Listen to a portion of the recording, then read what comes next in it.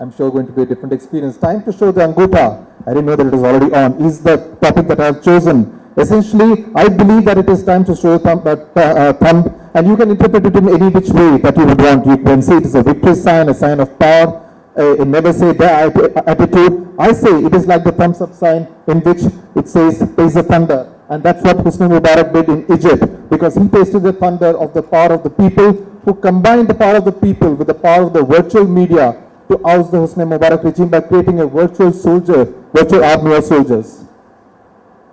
Okay, so when Hosni Mubarak regime was ousted in Egypt, that was some 4 months back, the interesting thing was the role that social media like Facebook and Twitter played.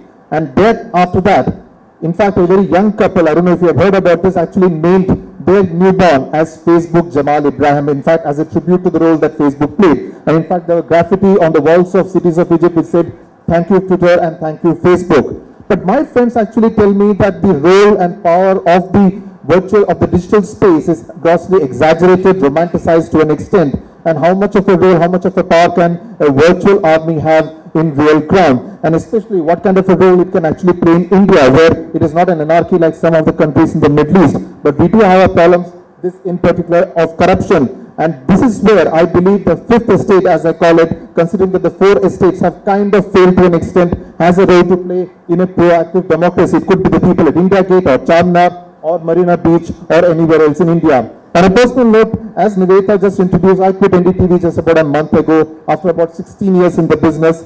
I felt it was time to move on, to try and do something different, try and do something more challenging, because I essentially believe that journalism, the kind of journalism that we today probably is not very participative, and that's what I really intend to make it more democratic, make it more debate kind, make it more participative, so that it's a two-way communication instead of a one-way communication that most of the mainstream media is becoming. The other big problem that mainstream media faces, both print and television, is that of ownership patterns.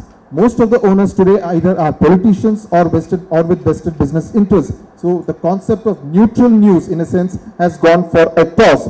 Also, the ability of the media to set the agenda, as it were, for a meaningful debate gets compromised to a large extent. In The Alchemist, of course, as all of us know, it has been said that when you want something very sincerely and desperately, the whole world conspires to make it happen. And I believe now that opportunity is very much here, that social media can be the opportunity to make it happen. And so far, the mainstream media used to say that I hear you, but I'm not listening. It was a one-way street, one way of communication. But the social media essentially makes it a two-way street, that they speak and you listen, and you speak and they listen as well.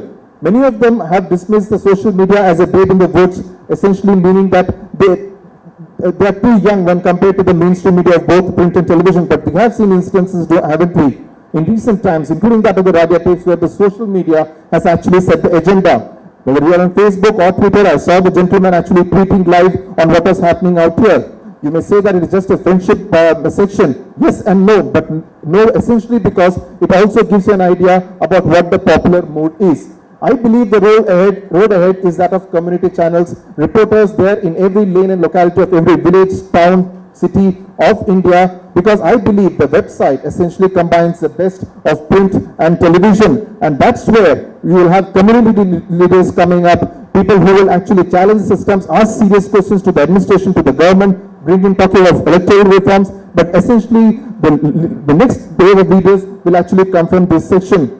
And we have role models in the US like Patch.com, which are there in different cities and towns of the US, where if you are belonging to a local community, you would know the local concerns first. So if you have a concern, build a consensus, talk about it, build pressure, because there is strength in numbers, build pressure on the district administration to try and get those things done. In India, I believe that social networking is the way to go. There are 81 crore Indians like this lady who actually have a cell phone, and that I believe is what the pen is to the newspaper reporter and the camera and the mic to the television reporter. Ignore the Nokia, connecting people is really the key, and that I believe is going to be a huge game changer, because connecting people, when you connect people, you actually are forging a huge fifth estate in India, the civil society. Silence, I believe, is a sin. I don't think it's any more time to keep quiet, because when you're keeping quiet, silence, you're actually compromising yourself, because you have a stake in how this country is run. And I believe each one of you should do this, because I believe this is the most a refined form of the animal kingdom, because the opposable thumb is actually has the skill to manipulate, to hold, to grasp things better, and that's what we really need to do. And unlike the Mahabharata, where the Eklavya's thumb was cut off so that another Arjuna could come about, we need to ensure that none of us actually becomes an Eklavya's, sacrifice at the altar of many other Arjuns who would need to be encouraged. So the time, I believe, has come for us to show the Angootha, to ensure that our voice is heard, our voice is heard by the people who matter, and we have a stake in how this country is run. Thank you. Mr. Sudhir.